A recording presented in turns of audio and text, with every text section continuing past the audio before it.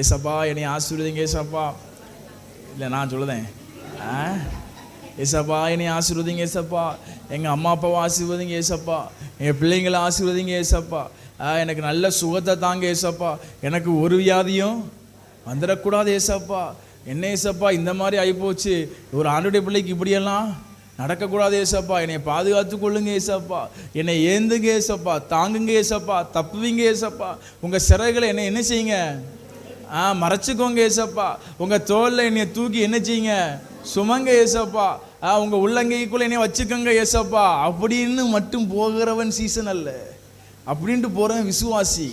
அப்படின்ட்டு போகிறவன் விசுவாசி. சீசன் என்பவன் எப்படிப்பட்டவனாக இருப்பான்? ஆண்டவருக்காக பக்தி வைராக்கியம் பாராட்டுவான். பாருங்க, ஆண்டவர் எருசலேமை பார்த்து கண்ணீர் விட்டாராம். கோழி தன் குஞ்சுகளை சேர்த்து கொள்ளும் வண்ணமாய் நான் அநேகம் தரம் உன்னை என்ன செய்ய நினைச்சேன், நீ என்ன செய்யல, என்கிட்ட வரல. அப்படின்னா ஆண்டவர் கழுகு மலையை பார்த்து கண்ணீர் வடிக்கிறார், ஆண்டவர் சங்கரங்களை பார்த்து கண்ணீர் வடிக்கிறார், ஆண்டவர் 12 நட்சத்திரத்தை பார்த்து அடிக்காரா இல்லையா? அவர் அங்க வடிப்பாருங்க மாதிரி பாக்கிங்க.